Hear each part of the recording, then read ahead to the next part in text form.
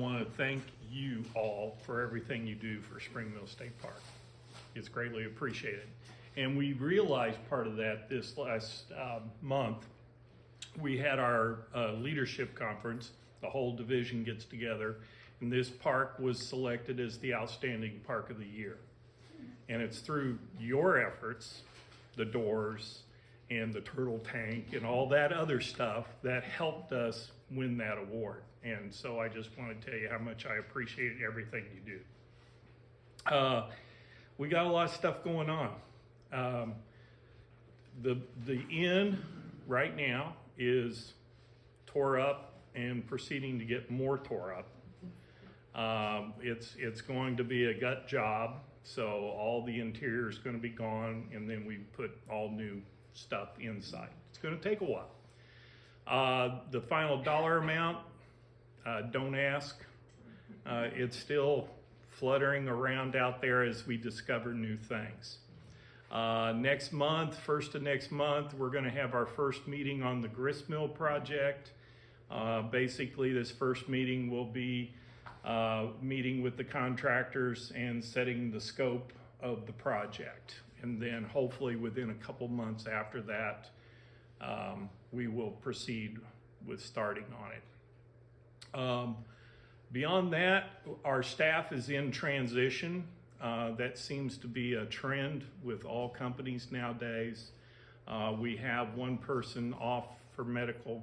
We have one vacancy, and we just lost our maintenance supervisor, Rick, that he referenced in the, yes, he's moving on to another job.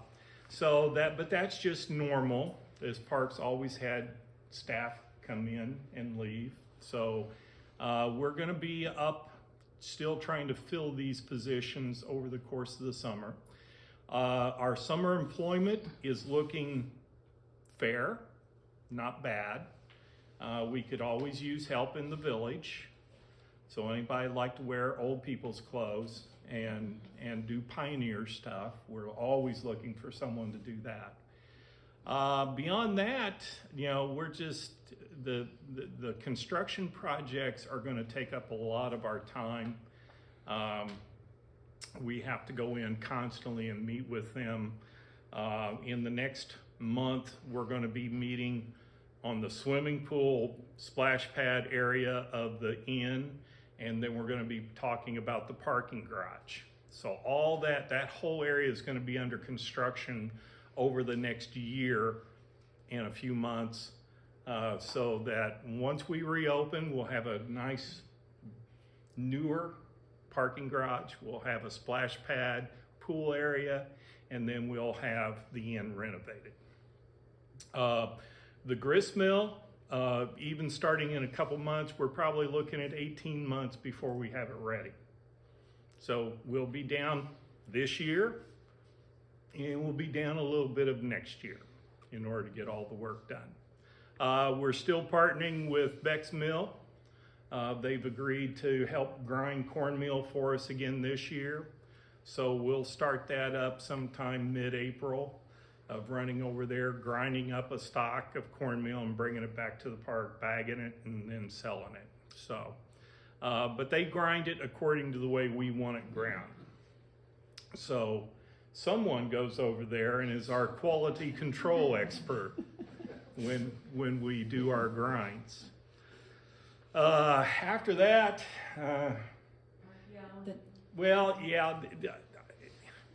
the Division of Historic Preservation, I just got off emails with them today, and they're looking hopefully maybe toward the end of April to be out here and start doing their dig in the distillery. That way we can keep that project moving. It's one of those where we have to discuss on exactly what we want them to do. Do we want this to be just a private dig where they get in there, check it out really good, and then get out so we can move forward? Or do we open it up so the public can see it, which will delay the project a little bit? So we're talking about that right now. Historic Preservation has asked for more information on the spring house. We want to put doors on the spring house. All spring houses had doors back then, but ours doesn't right now. So we have to make sure that the HPA is okay with what we're going to do. So we're sending that information up. So yeah, we work a lot with the HPA. We have NDOT, Department of Transportation, has a crew that does drone work. They're going to be coming down soon and flying over the village to do a more extensive drone pictorial of the village as part of this whole grist mill project. What? April 15th, there's going to be in the meeting house at 12:30. Yeah, April 15th. Well, you get up and explain it, what's happening. This is based upon a Ball State project that was done this past summer. Ball State students came down and they did a complete survey of the village area ground-wise from the village all the way out to what we call the playfields. And then they also did a site over there by Donaldson where we think the Shawnee Cabin site is, that was George Donaldson's house. So April 15th, the lead professor for that project is going to be here at the meeting house, and he will be telling us what their findings are. Pretty cool. Okay. And this is going to have some renovation. This is going to have some renovations. See, there's so much stuff. I just can't keep up with it right now. We actually got the second highest amount of money for display work, and we now have $160,000 to take care of the upstairs alone here. And so we're going to have new displays, new layout, and then as soon as this project is finished, then we'll try to get additional funds to do the lower level. I think for you all, what you're going to hear from us over the next couple of years is helping us do things to improve accessibility here in the park. You should mention the Donaldson Cave area. Yeah, that's coming. That's coming. No, it's surprising how accessible it is right Yes, yes. The doors, the power doors is something that's a great addition, but there's a lot more that can be done that needs to be done. One of the things we're working on is actually an elevator for this building.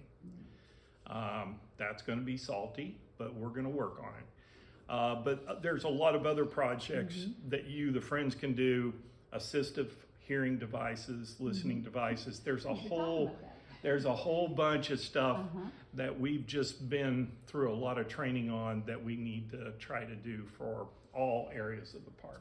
So we're going to be asking for a lot more help from you.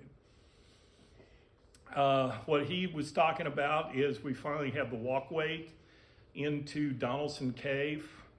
We still got to work on about 200 feet of trail to really make it good. But basically, if you have a wheelchair and you want to see Donaldson Cave, you can park by the limestone bridge at the lake and by wheelchair go into the entrance or the mouth of the cave. First time. This is a very unique project, and it's opening up one part of the park that a certain segment of our population's never had a chance to do. So that's exciting stuff. Does anybody have any questions? You don't get an elevator in the middle? No.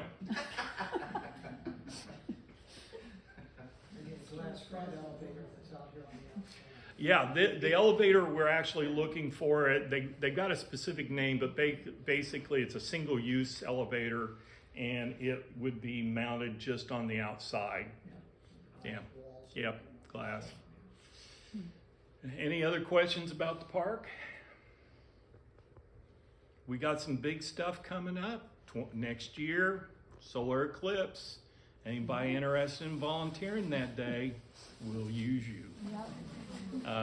April is a not such a good time of year for us employee-wise. We're still early in the season, so we're going to be looking for any help we can.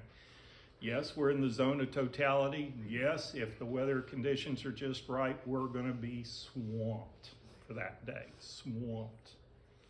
We got the That's, glasses. April, Yep, and, the total eclipse is 17 in the afternoon.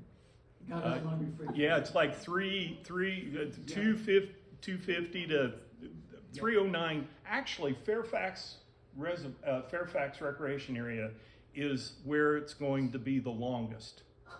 I just found that out. Fairfax. Wow. So if you really still want to see the longest period, go there.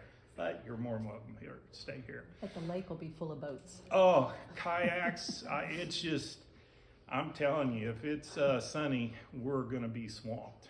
So, other states have already warned us. So we know what's coming, and we're doing our planning right now. We are doing our planning right now. 2027, park will be 100 years old. I won't be here, but the park will celebrate it. So, no